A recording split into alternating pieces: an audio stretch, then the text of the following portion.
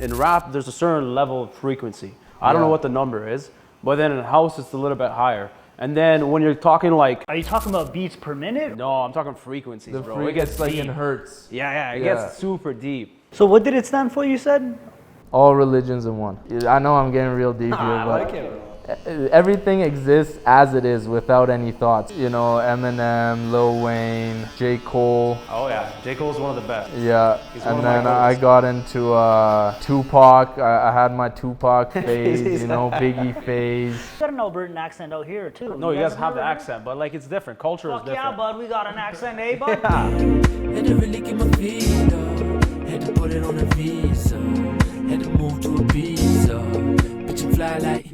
Made $500,000 a rap, man. Facts, man. Last man. Fuck with me, I took him off the map, man. No cap. Hey guys, how's it going? Welcome to episode 5 of Beyond the Fade. We got a different setup today. We're actually at Bridge Barbershop. You've already met Barry.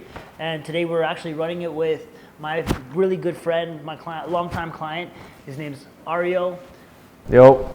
Yeah, great artist. He's been making music for a couple years now, and hands down, like, there's people in your life when you see their talent, you stick to them and you support them because you can see a future in what they do. And I stick to my people and I always support them. So thanks for coming through, Ario. You can talk about what you love to do and who you are, man. Yeah, no, I appreciate that intro, Farzam. Thank you guys for having me here. And yeah, like, you know, he said, I go by Ario. I'm an artist in Calgary. Been making music for, you know, a decade plus now, and have a lot coming out.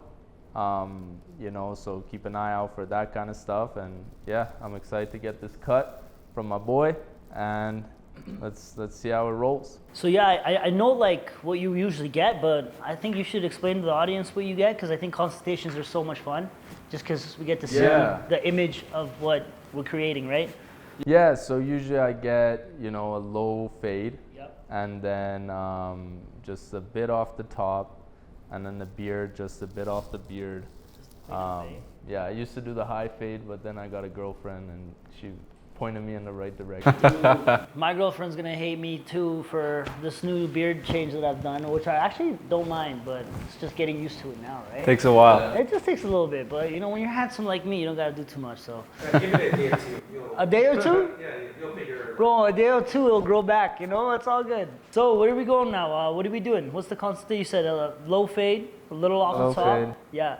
Do you like the fringe like more like above the eyebrows or mid forehead, or you want to keep it where it's at?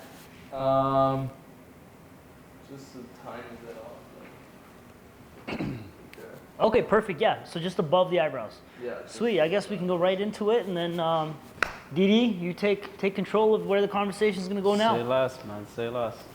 You said you've been doing music for 10 years. Yeah, almost 11 years. That's crazy, man. So what was like, there had to be a moment where like, yo, I wanted to do music. Do you remember what that was? Yeah, you know, first and foremost, I'm a fan of music. And growing up, you know, like my brother, he's 7 years older than me, so he would burn CDs. And, oh yeah, back in the days. Yeah, he'd be listening to like 50 Cent, Lil Wayne. And then I would hear them and I was like, oh, these are hard, right? Yeah. So, you know, got into rap like that, and then, you know, I would search up lyrics to songs like Eminem songs that were kind of tougher verses, and I would memorize them and rap along and kind of challenge myself. And I realized I really enjoy, like, when you hit a hard verse and you spit it perfectly. Right. It's a really nice feeling. And then I realized, you know what, like I love this rap music, and I can rap these verses perfectly that these guys are doing. So bar for bar. Yeah, in terms of flow, breath control, like I have all of this. Yeah. I can just do it. All I need is to just write lyrics. Yeah, So then I started writing lyrics, and you know, first song is like you're trying some stuff out. Second song, you improve a bit, and then really quickly I kind of found my pocket. And yeah, since then I've just been making music that, you know, I would want to hear. So you started around, this was 10 years old, you started around what, like 15? Yeah, around like maybe grade 12. Grade 12, damn. So probably like 17-ish. Grade 12, so I'm gonna assume that's like the time of Drake coming up. building his name. Eminem's kind of like slowly fading away. A little bit. Who were you listening to at that time more so? At that time, Kanye, Okay, Kanye is a big. you know, Eminem, Lil Wayne, J. Cole. Oh yeah, J. Cole's one of the best. Yeah, He's one and of my then I goats. got into Tupac. I had my Tupac phase, you know, Biggie phase. Yeah. And then, yeah, it all led into me just saying, yo, I could do this myself too. Yeah. So you had to kind of like figure out what style, which artist you really wanted to like model yourself after as well, or. I try to guess, find like, your own I style? I never consciously thought about that. Like but who I think, would you say inspired you the most in terms of like, for me, I personally love, like if I'm singing along to somebody, yeah, I'm gonna say like, if I'm gonna try to rap, I'll say Eminem. But Yeah. I can't fucking rap like him, you know what I mean? right. So for you, was it, For me, like Eminem, Kanye, Lil Wayne, 50 Cent, those are the biggest ones? yeah, biggest ones. Just because those were like the most poppin', and those were the songs I'd hear. And it's not like I had Spotify or anything back then, right? Maybe you had LimeWire. That's where you get the virus. Yeah. Or you just Google like album name, zip file. Yeah. You're download still watching something. MTV during that time, man. Yeah. MTV. Oh yeah, and you know, before school, before like I would catch the bus. Yeah. I'd turn on, like my parents would already be gone to work, so you know I can turn on explicit music and stuff, and I would put on like much more music, would have like just new songs. I remember like one morning before school, I heard Black and Yellow, Wiz Khalifa, Damn. for the first time just on TV. That was a and banger. That banger, song. yeah. Yeah. That song is the inspiration to this shop, I feel like, man. Honestly. Yeah, right? Black and gold, you know? Now, how would you say your style is now, if you were able to describe it, style of music? You know, my style is, Because I've heard some of your stuff. I love it, man. I'm not just Yeah, saying that no, because we're on thank you. camera. You know what I mean? yeah, no, I appreciate that. Creative stuff. Yeah, man, I try to never be in a box. Like, I make all types of music, all types of genres. And, you know, the core of it is hip-hop. But it's not like a situation where it's just, you know, storytelling, or it's just, you know, trap beats or something. Right. Like, I did a song recently, the Anastasia, that was, Banger. you know, yeah. It was alternative. Yeah. You know, so it's very different. And then I have a song coming out that's a house beat. So Sick. you know, we try different things. Whatever sounds good, just it's the vibe, it's the feeling, and I feel like just my style in general. It's I have a lot of like rhyme schemes, Okay. and then not only from like a lyrics perspective is that good, but also from the perspective of, you know, how it sounds. And there's things like, I remember in school I learned about how Shakespeare, when he writes his plays, he uses something called iambic pentameter. And what that is like every 5 syllables or something, the next syllable is, you know, more pronounced. Oh, okay. And then I find like in my lyrics, that's what I end up doing too. Whether it's 5, whether it's 3, but it'll be like, you know, da da da da da da da da, and you emphasize a certain syllable. So things like this, I think just subconsciously it sounds good. It sounds right. On top of that, like I'm a philosopher at heart. Oh, that works well. Yeah, so you know, art is all about philosophy. It's about, you know, there's no right or wrong. It's like a feeling. And you know, I try to express a feeling that might, you know, make you feel happy, make you feel sad, make you feel angry. Right. But just, you know, that you resonate with it on a deeper level. Just makes you feel something. Makes you feel something, exactly. But now it sounds like you're putting a lot of elements together. You know what's crazy? Like that Anastasia song. Like I was out at a friend's birthday one time the other day, and like I'm talking to this girl, and she's like, "Oh yeah, my name's Anastasia," and I was like, "Oh my god, I haven't met an Anastasia yet. Now I gotta show you the song. Like the song's about you."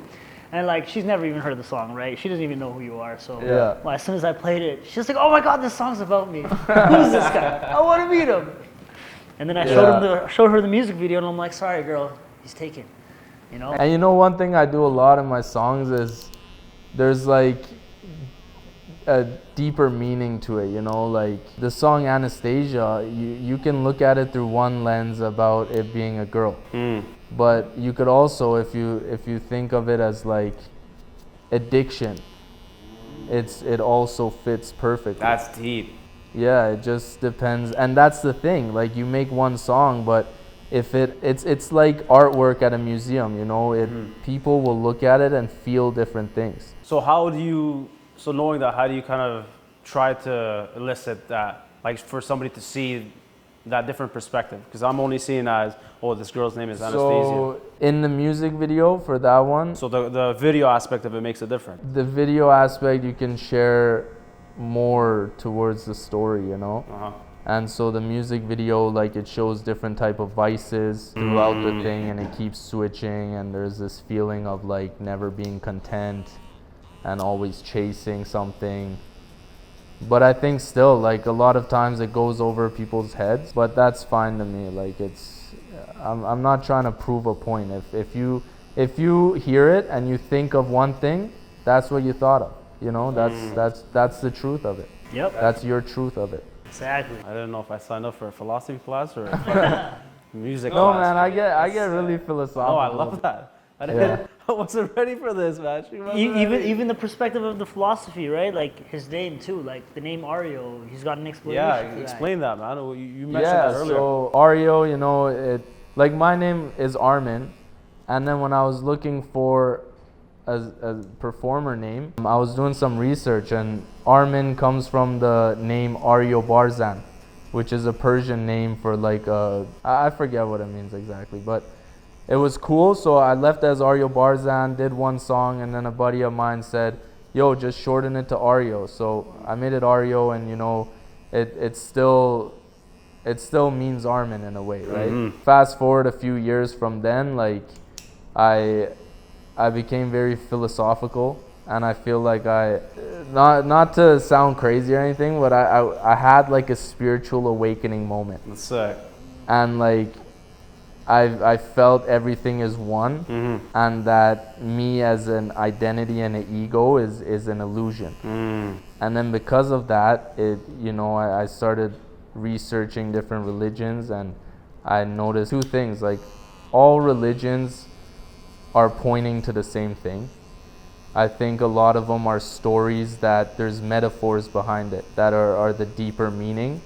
And when you look at it through the metaphors, like you'll see a lot of them point at the same thing. And then the other aspect is that I am really aligned with the concept of oneness, and everything in the universe it's one. There's no point to be against each other or anything, right? One thing that's interesting about religion is on the surface level, it's about love and unity. But people now use it to identify themselves and almost sometimes, separate themselves. It becomes a difference in people.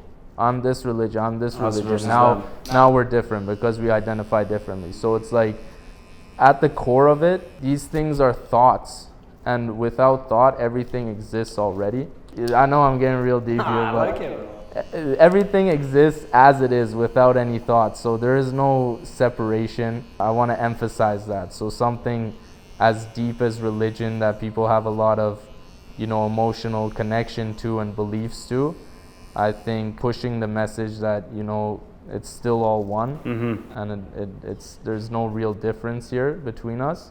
I think that's really powerful, and that's my message. More unity at that point. More unity, yeah. At the end of the day, that's the beautiful thing is we're in a country where we can all believe in our own faith and speak about our own faith, A lot of us come from a country where, like, if you were a certain type of religion, you're hidden, you know what I mean? You want to hide yourself because there are people out there that have their own point of view, and they're very aggressive with their approach. So it's like just being able to be in a place where we can speak our freedom and our speech and our beliefs is so powerful. So that's something that I truly thank God every day for, and having a space where I can collaborate and just give ideas back and forth. Because if we're not sharing ideas, we're not able to actually figure out what we're here for, Yeah, and I think to speak on that, like, multiculturalism in Canada, for example, is such a blessing in the fact that, you know, you're exposed to different cultures, different thoughts, different beliefs. And, you know, if you're just around one belief, you haven't questioned it. Like the Buddha on your arm, you know, Right. he grew up a prince. Right. And everything was so perfect. But he escaped one day, and then he saw the sickness. He saw those three things: sickness, old age, whatever. And then he realized, you know, there's more to this. And I think that's one of the biggest blessings of, you know, like Farzam said, being in somewhere like Canada. Yeah, we're definitely fortunate to be able to think about those things. It goes back to the topic of, like, I'm sure you're aware of Maslow's hierarchy of needs. Yeah. Your basic needs are your shelter, your food, roof over your head, and then at the top is like the highest, where it's your spiritual, and that's where you've achieved everything else, and now you can be able to tap into your spiritual side, where you're the enlightened side, you know? And now you start questioning things, you start trying to understand more of all these ideas and topics. Yeah, like if you're in a war-torn country or something, you know, It's the your last thing you focus is on the material. It's on survival, and you don't have the luxury of having the comfort to be able to philosophize or, you know, think about things. 100%. That's definitely. I feel like being raised in Toronto and now being in Calgary, I feel like maybe it's a thing to say about the younger generation, but I feel like the younger generation definitely takes that for granted. And they don't understand that, bro, we are in a better country to be able to think of these luxuries and everything too. Yeah. No, So what did it stand for, you said? all religions in one. There you go. Yeah. So do you find you got more philosophical as you created more music, or it was just always in you and then the music kind of brought it out more? I think it was definitely always in me, and through my own journey, like I came to realizations and different thoughts, and then my music adapted to, you know, my thoughts and my personality that shifted. So my music, end of the day, it's a reflection of me and where I'm at. And even all this being said, the human experience is so, you know, well designed that it's hard to think you don't exist. It's hard to think everything is one and everything is God, because you feel so separate. So going through society, it's tough to maintain this oneness feeling, and that's reflected in a lot of my songs, like almost like a dilemma, or, you know, like a struggle sometimes. But that's just what I go through, and I express it through music. And music and culture is intertwined, you know. Like without black culture, we wouldn't have had like rap music, hip hop. We wouldn't have had jazz. You know what I mean? So shout out to the black culture, you know. Without them, we wouldn't have breaking, we wouldn't have anything, you know. That is a big part of like what other people outside of the black community are still trying to build. You know what I mean? From what they have given the society, right? We're still taking something and speaking our culture through their culture, you know. So that's pretty powerful, I feel. Yeah, no, I agree. But, you know, at the same time, I feel like there's been opportunities directly in my life that I didn't have versus someone else, just because there is a community around them. So for example, like when I was in university in Regina, there is a big, you know, like African community there. And they would have their own events where artists that were African would be performing at. Yeah. And I'm all for that, you know, like culture and heritage. But as an artist, when you're in the same playing field, you're making music as someone else, I feel like it's almost been a bit of a disadvantage being Persian. Just for the fact that there isn't that much of a Support system. support system I agree. and a community that's Persian and involved in the arts like I do. Yeah, I agree with that, because the Middle Eastern, or let's say the Southeast Asian culture, we're more focused on the more masculine things, you know what I mean? The more functional, get shit done. Whereas the creative aspect of it, we don't really tap into. I'm sure lots of us have it, but through generations, our parents don't let us discover that part. So I feel like it's because a lot of them weren't allowed to express like that. You that's know? what I'm saying. Because we came from a place where if you were dancing and you were a guy, Yeah. you know what I mean? Forget about it. Yeah, what Bunch are you of doing? Aussie straights Yeah. right off. It's like, what are you doing with your life? You've disowned your whole family, you know? Yeah. And if you're a guy, you're singing. It's like, what are you singing for? So, Right. like, when we're coming from a place like that, and we're making music, I feel like it should be a little bit more impactful because we are putting ourselves out there, and it's like to the world. But at the same time, our family is very judgmental, but we're still pursuing, you know? Yeah, our families can be, and it passes down through generations, and still to this day, I agree with what you said. It still is a challenge for you, and I can understand it because nowadays, if I'm hearing this local Afghan singer, Lebanese singer, I'm still, part of me is like, you know, this isn't you, bro. Just go be a fucking barber, go be a construction guy. You know what I mean? Yeah. So it's unfortunate, but it's the way of the. Well, everything has the stereotypes, right? Yeah. Like, yeah. Yeah. But with the music, man, like I would love to see like more like, you know, mixing with your Persian culture, you know, your heritage. Like I feel like our music is so diverse. Like I myself am from like Afghanistan, and he's from Iran, and we're different, but we speak the same language. Our culture is pretty much the same, you know. Our music is very similar, you know. So it's like we have so much music to like dig from and create. So I think that's a big aspect of like you have an advantage of that, you know. So elaborating on that. Do you try to at least implement some sort of Southeast Asian music? Like, is that something that's in the future? The thing is, for me, like the end result has to sound good. Fair. So I'm not gonna seek like, oh, I have to make something right now, incorporating this right now. You know, will I like try to, or maybe put myself in situations where, you know, I'm searching if I'm like searching for a sample for a beat, instead of just searching whatever, I might search like Persian music, you know, and try to find a sample through there. For me, like when I write music specifically for lyrics and stuff, it's very in the moment. So it's tough to kind of it just dictates itself. Yeah, can you break down like a little bit of your writing process in that then? Yeah, honestly, so how it works for me is I'll just listen to beats, and then some line will come to me, and that'll just start it off, and it'll be a fresh ass line, and You won't write that down. I'll put in my notes. Okay, nice. If it's a hard line, like even I'll be driving and just some song is playing on aux, and just I'm not even listening to lyrics, I'm thinking of lines in my head, and then something sticks, I'll write it down, and then, you know, later I'll go look at different beats, I'll listen to different beats, and, you know, I'll find a beat that I vibe with at that moment. I'll find one of these lines that I wrote down halfway through the day and go back to it and build on that.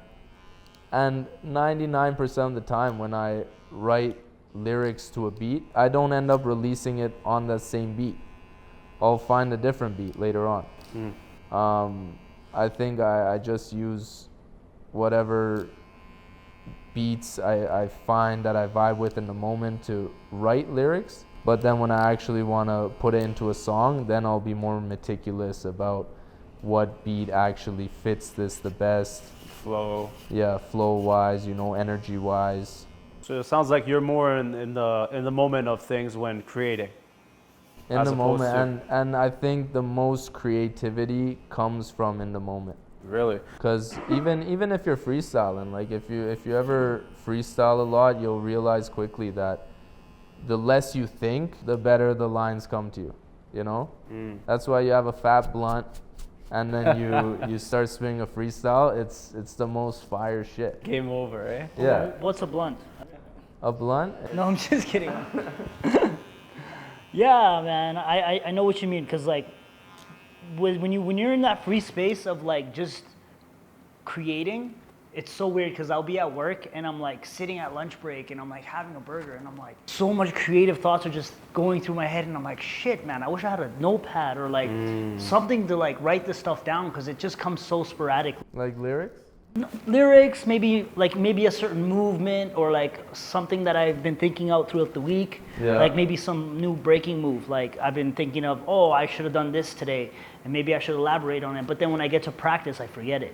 So as an artist, it's weird when you're like sitting on the toilet, you're taking a shit, and then you're just like, oh damn, I just thought of something so dope. But like you're like, you know, it's just at a random moment where you haven't like been able to like put it down on paper or create it. It's just those moments of creativity come in random moments, right? Yeah. And you gotta be an artist and elaborate on that and grow on that or write it down so you can remember it. You know what I mean? Yeah. Yeah, that's 100%. Yeah, no, I'll open notes any time of the day on my phone, write down stuff. A lot of ideas come to my head, like even app ideas and stuff, because I'm at the core, like I wanna build legacy, I wanna make money and stuff, right? With technology advancing, so many random apps just drop, or some tool someone makes online blows up and they get investments and stuff. So even outside of music, like I'm thinking about app ideas and stuff always comes to my mind. I write it down. I go to ChatGPT, I conversate with it, tell it to give me more ideas about it. Yeah. So yeah, man, creativity never stops. That's crazy, man. You really embody that. Because a lot of people can say, you know, I'm a creative person, but you're in it to genuinely create for the better. There's no like, let's say, extrinsic motivation, let's say, just to make that money. Just like, oh, there's something in you that fuels you to make something for the average person. Yeah, I think I love that feeling of creating something. Nice. And or having an idea and bringing it to life. You know, what's cool about the music, like my music, you can go find it on Apple Music, right? But before all that, like it didn't exist. None of it existed. And then now it's a whole piece of content someone in overseas could log in and go listen to, you know? So it's really cool in that aspect. Yeah, technology and those things, those platforms have made it way more accessible for everybody to at least tap into. That's the thing I love about music. You're bringing so many people together just through one vibration, one source of vibration, right? And that I don't know, man. Any time I hear really good music, like let's say some deep house or something, I just close my eyes and just start just vibing out, you know. And there doesn't even have to be any lyrics. It's crazy how powerful that can be. Yeah, music man. Is frequency, like, you know. I don't know if you know Tremors by Martin Garrix. I think I have an idea. Yeah, dude. Once I was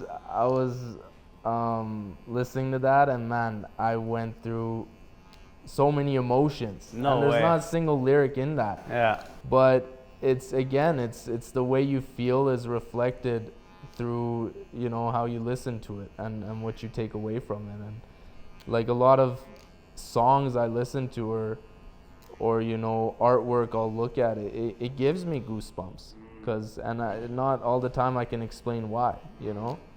It makes me feel something. The most recently, like I was looking for samples for a beat and I came across this song. I think it released in '97, and it's called "Oh Freedom," and it's like the songs the slaves in US would sing. And dude, like just off first listen, I had full body chills, and it really made me feel like I felt like I was in their position at that time. No way. And you know, I felt their struggle and what they were saying. Mm-hmm.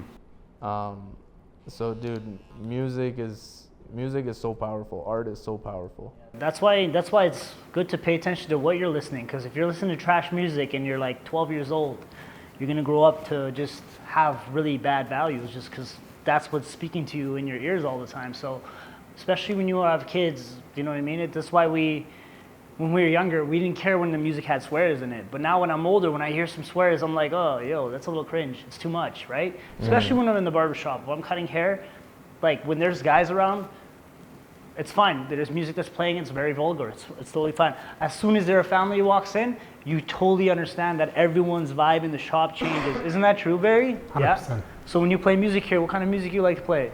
Honestly, usually I play random house music. Yeah. Yeah, I try to keep it generic because you never know Yeah. who's coming into the shop, right? At any time. At any time given. Yeah. So yeah, that's why I just play random house music Yeah. because I want to. Again, you're running a business establishment. Right? Exactly. Yeah. So it's tricky. There's certain music like okay, maybe I'll love to play Tupac music. Yeah. Depending on the mood, of course. But imagine a mom and a kid walks in.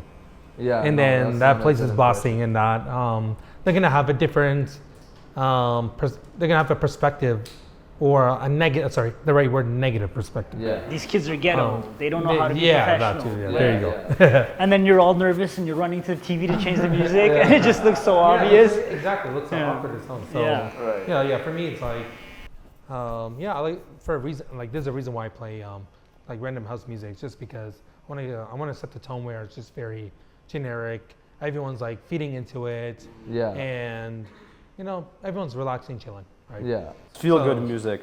What's up? Feel good music. That's what it is. Yeah. Oh You, yeah. you can't go wrong with house music. Yeah. I love house music. So I wanted to ask you this. I'm sure you guys, as a musician, it's different. But frequency, so you brought that up. Frequencies is like something else. So in rap, there's a certain level of frequency. I don't know Yeah. what the number is, but then in house, it's a little bit higher. And then when you're talking like, Are you talking about beats per minute? no, I'm talking frequencies, the bro. It gets it's like in deep. hertz. Yeah, it Yeah. gets super deep. And then if you're talking classical, bro, classical is like up there. Oh, You so got- it's like touching your soul at that point, Oh, basically. man. Yeah. So like as an artist, how do you is that something you kind of pay attention to, or is it just kind of like you said, just the beats and You know, you aware that's of these something things? I'm getting more into.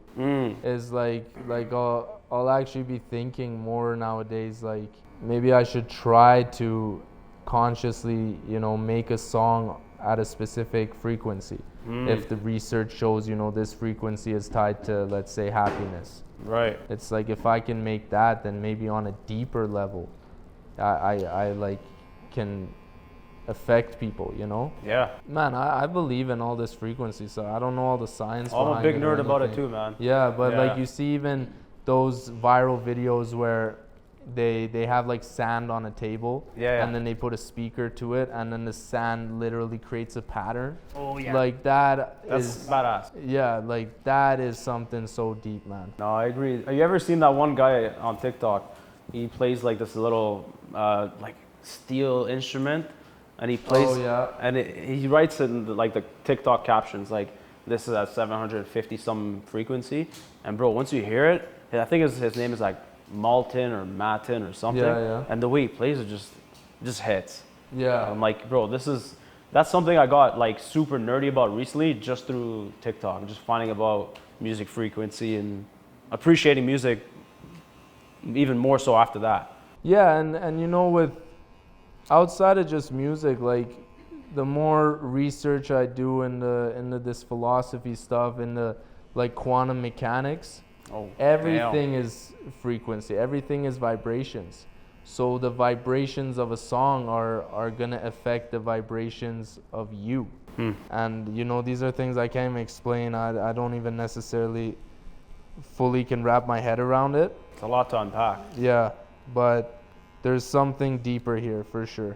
So I had a question. Like, what do you think? Give me your perspective on like the Calgary music scene. Like, what do you like about the scene? Like, when you first started, how was it? Like, what's it like now? Yeah, in general, like people in Calgary, they're chill. Like they're good people. Whenever I did a show, even off the jump when I started making music, I'd always move the crowd. There'd always be good energy. People would be vibing and having fun. So in that sense, I think Calgary is at a crossroads right now because it's been for so many years about this kind of stampede culture Western rodeo culture. But now we have so many young people that, you know, they're on this hip hop vibe. They're in the hip hop culture. And So do you think like Calgary has its own like style for music? Like is there a Calgary style, or is it just a country? no, there's no the hoedown. Calgary style. Just straight up no. In terms of hip hop, there's no Calgary style yet. No, eh? No, Because like, Toronto there is. Oh yeah. Toronto there is. Toronto they Shout out talk to different Toronto. too. So Yeah. yeah. No, Toronto there is, and I think that goes back to like the Jamaican roots they have. Yeah, the Caribbean influence is heavy. Yeah. Well, we got an Albertan accent out here too. No, you guys have the never heard? accent, but like it's different. Culture Fuck is different. yeah, bud. We got an accent, eh, bud? Yeah. Yeah, true. If I put down a song, I don't know how the It's gonna hit. streaming will go. Yeah. Somebody will like it. Some of those big truck drivers. And man, just to be, you know, a little bit critical here, I think that in the local scene of hip hop, and I can speak to Calgary, and I'm gonna assume everywhere's like this.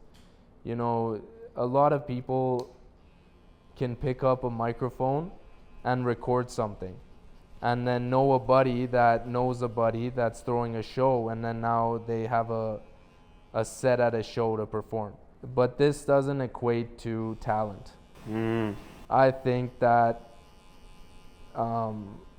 just being brutally honest, the talent here, like good high level talent, is scarce. And you know, that's one thing I want to do is kind of show the world too that that's like the majority of these local artists you hear, that's not the talent everyone here shares. You know, there's levels to it. So the fact that you said that, like, who's somebody that you really enjoy listening to in Calgary? Like, who's somebody that you're like, this guy's dope. I really like this guy. ARIO. Okay. I would do the same thing too. No. Who's second then, Ario? Who's second? I'd have to give it to my boy Omar. Omar Okay, A. yeah. You know, we have a album ready together. Like 20 tracks, and they're all crazy good. Like Nice.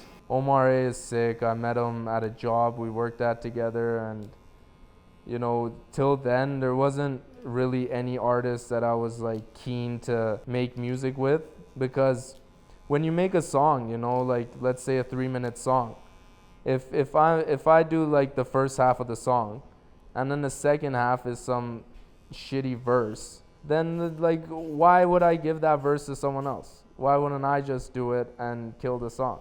So I feel like I stayed away from collaborating until like really the shift was Omar, because I really vibed with his music and his sound, and I felt like he had that factor of, you know, what's good and what's not. So I'd have to say him. Yo, I know I've heard that Dumblet song that you guys wrote. Yeah. That one was actually pretty hype. I liked it. And the music video is really well done. You know, you guys put in a lot of work on it too. Yeah. Like the production, like that stuff is not easy, because a lot of people, they make the music, but then when they're trying to make a music video, they realize, oh, I really got to put some money into this. I really got to find the right people to do the video. I got to find the right people to do the costume.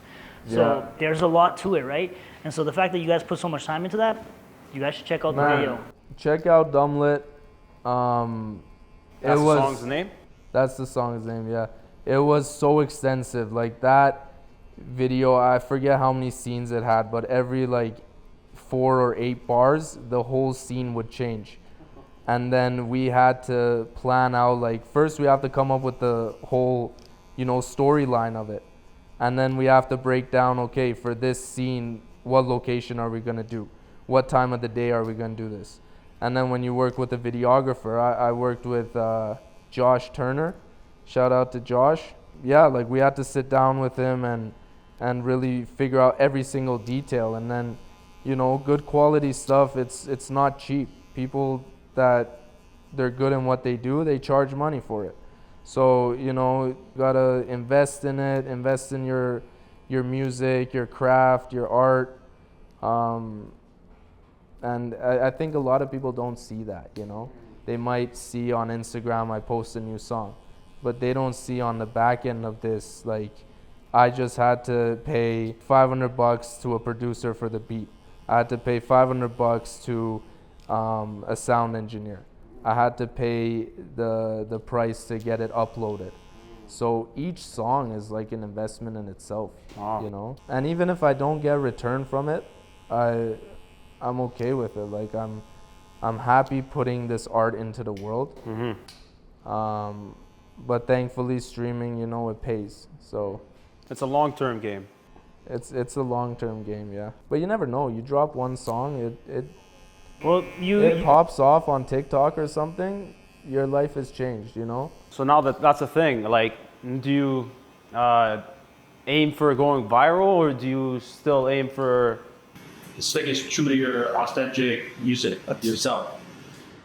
I think a middle ground there. Like I said, yeah, so with marketing, you know, you have to think about these things. Like, half the job is making the music, the other half is marketing it. So, you know, organic marketing is the best, and that's if something goes viral. So sometimes I'm even conscious about, like, I'll drop a bar that someone might think it's low-key controversial. Right. Like, I have this one line that says, "My music touch kids like Mike Jack." And, you know, it's the point of the line is like I touch people with my music. Like it touches people's soul.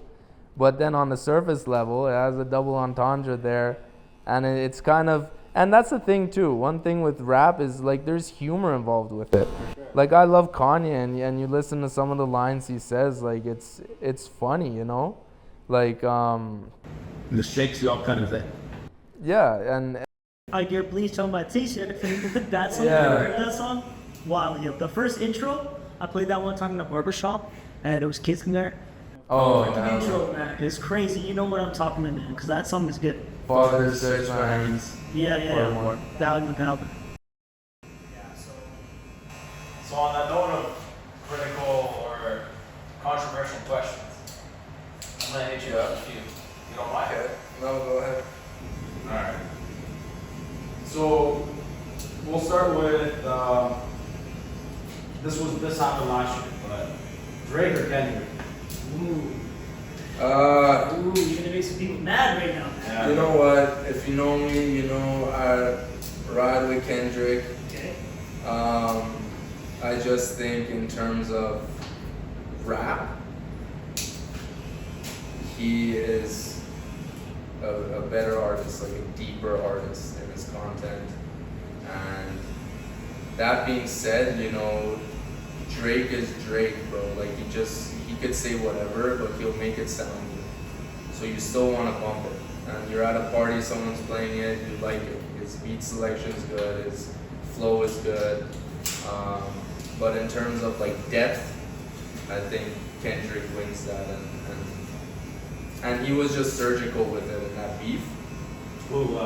Kendrick, he was one step ahead. Like he had songs ready. Yeah, in the bag. Yeah, in the bag. So he was bound to win that. So you're saying Kendrick won that one? Kendrick for sure won that one. Yeah. Yo, did you guys hear the Drake one where he like AI'd like Tupac and Snoop? Yeah, That was a yeah. banger, bro. That was a banger. Check it out. Taylor made it. Yeah, Taylor made that was a banger. Here's another one. Would you rather be critically acclaimed but unknown, or famous but hated by other artists? Critically acclaimed and unknown, Yep. or famous and hated by other artists. Fuck the other artists. I don't know. If the second option, famous but hated by other artists, is like on some 6ix9ine kind of thing, I wouldn't want that, you know. Yeah, nobody I'm wants not that. like a clout chaser. I Yeah. don't like. I respect people, and you know, if people are making good music, I'm making good music. I think there's a mutual respect there. So I don't see a scenario where I want to be famous but not accepted. But at the same time, like I don't want to. At the end of the day, I make music for myself and just creativity. But I still want to, you know, get traction from it and pop off from it ultimately. So that's a hard pick. But I'd probably go with the first one, critically acclaimed, but unknown. But I feel like wouldn't you think like once you get to that point where your music is actually good and people are actually listening to, naturally people in like hate you anyways? Everyone's gonna always say, like, there's always gonna be haters, no matter what you do. You could be the best at something, and you know, people are just gonna hate you. That's just the reality of humans. Yeah, this part is, you don't want to fuck up your beer, so let's take a 2 second. Yeah, you fuck can it up talk as already? much as you want now. Yeah, no, but I don't know. Man. Hold on. Nicki or Cardi B? The Nicki Minaj is Hey. goated. Nicki for sure. Yeah, she's Yeah. goated. She's been around Yeah. 3 times as long as Cardi B. Yeah, that's true. She's maintaining her. Now, who would win in a fight for real though? Nikki. Okay. There's a stomp. Isn't she Chun-Li or something? No, for real. Yeah. You're done with the. Let me know because I don't want to fuck up his beer. Oh, that's okay. We're gonna mess it up. It's gonna go back in a week again. Remember, like the Persians. This goes back, bro. What the bigger cultural impact? Kanye or Jay-Z? Talking about Otis. Yo, you be asking these questions and I want to answer them, bro. Answer them. No, answer it, John. You answer this one. Yeah, bro. No, I actually, I don't know that. What'd you say? What a bigger cultural impact? Kanye or Jay-Z? I think Kanye, bro. Yeah. Kanye, They were both coming up at the same time, I think. I'd say Kanye. Jay-Z was Jay-Z was For a before. minute, eh? way longer. Jay-Z Kanye came out on like 03, 02. He was trying to make his name at that time. Yeah, Jay-Z put Kanye on. That's what it was. There you go. Did you, Rockefeller, right? did you know Jay-Z stabbed his brother? No. There's some beef, yeah. There's some beef, bro. So what would you pick for us, huh? Jay-Z or Kanye? Jay-Z or Kanye? Yeah. Oh, So who had the bigger impact? I said Kanye. Kanye? Yeah, I'd definitely say Kanye. Who's one of the all-time goals for the old school guys? Like let's say like 90s generation. Lyrically, Biggie. Biggie, okay.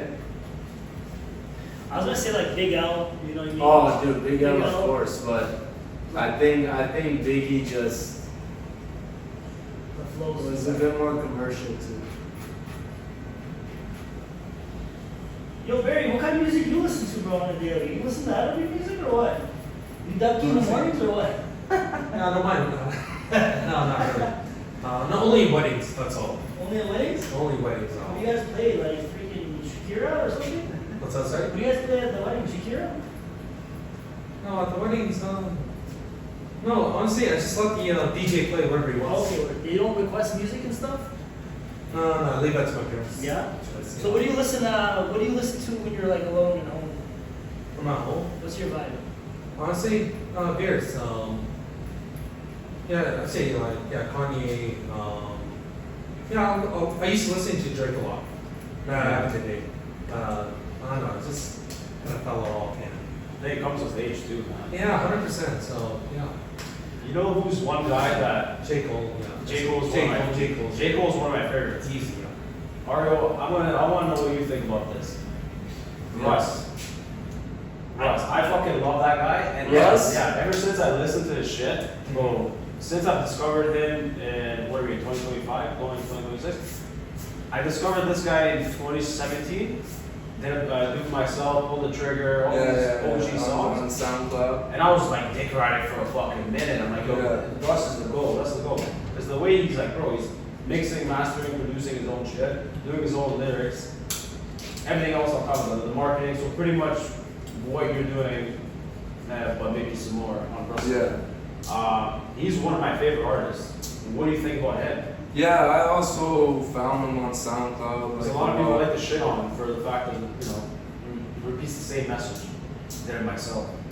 Yeah, you know what? I'm with those people. I like his music, and I think he's talented. Yeah. Oh, like his music. Like I don't really play it. Yeah. But if I listen to it, I'm not like this is a bad song. You know? Yeah, for sure. Like his songs are generally good. Yeah. But I think he kind of ruined his image with this whole like doubling down on I did it myself. Yeah. And it's almost like putting down other artists that, might have been young and signed into a bad record deal or something. And,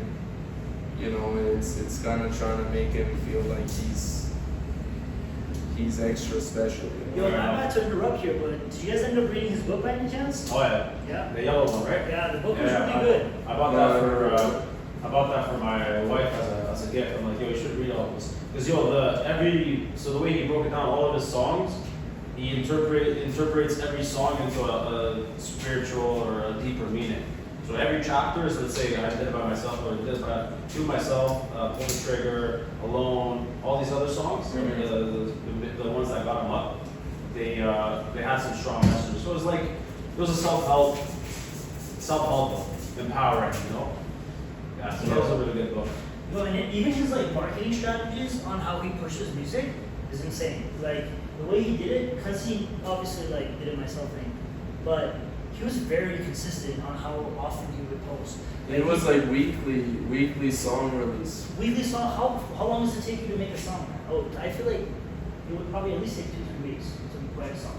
Yeah, at least for me, like probably 2-3 weeks.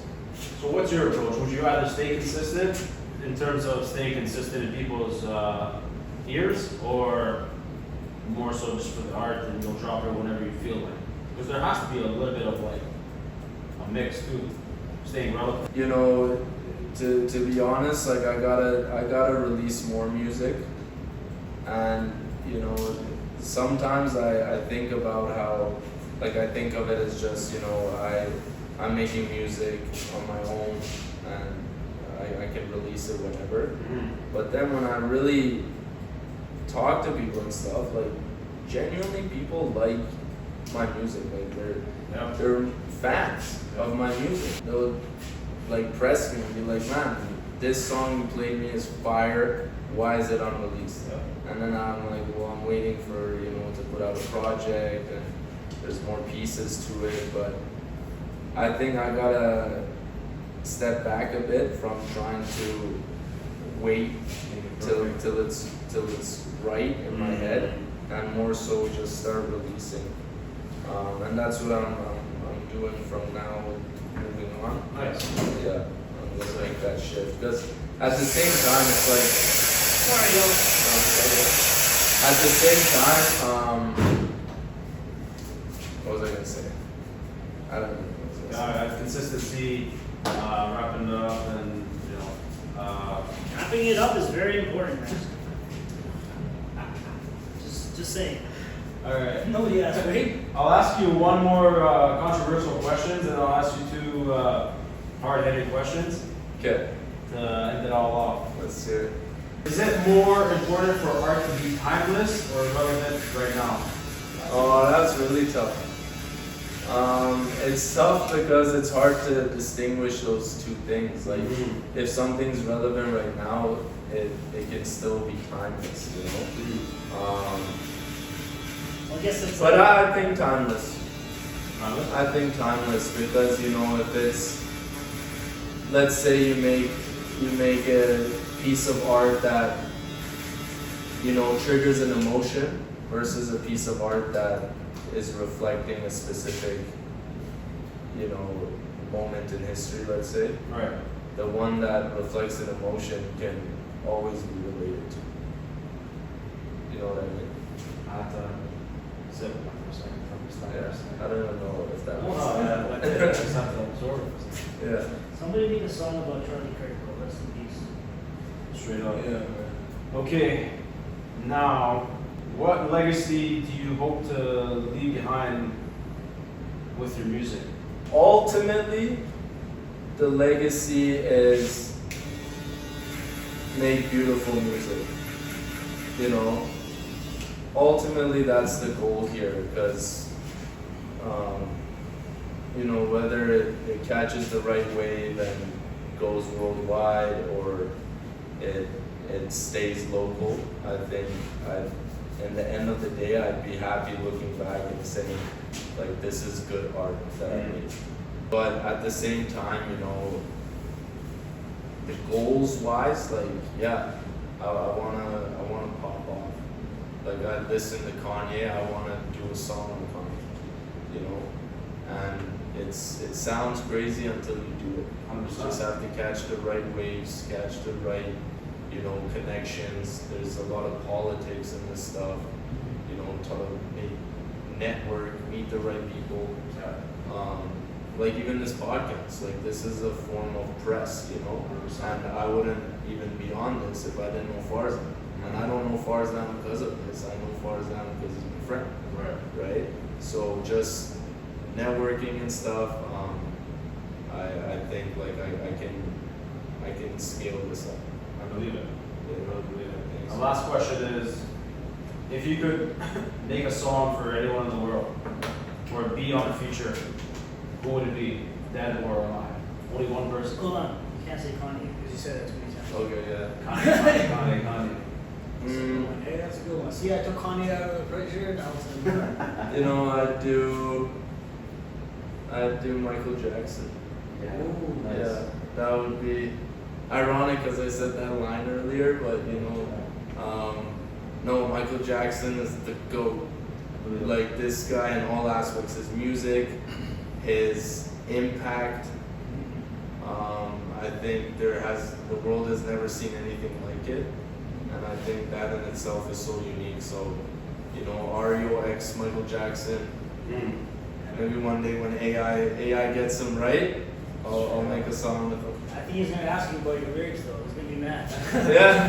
The one, He'll understand. I'll chat to him about the it. one question I always get is like, since I'm a dancer, they're always like, "Hey man, like Chris Brown and Michael Jackson," and it's so crazy because like both of them are iconic, but MJ's came from an era where like he created a lot of his style, he made a lot of his moves, and like Chris Brown, amazing, but he's still like his foundation is coming off of like other people's foundation. But MJ, man, the way he did his moonwalk, the way he hit his poses, his freezes, everything was so original. Because if you saw him on, like behind like a white screen with a light right on it, The shadow. and he would dance with his shadow, you know that's MJ.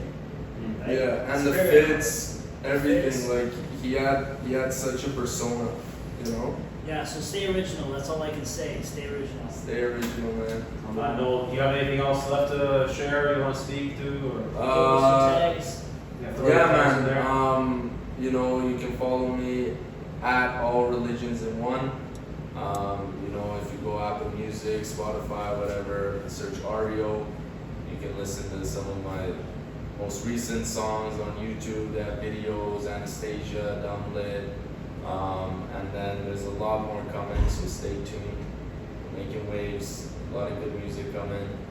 And then just final message, you know, thank you guys for having us, for having me.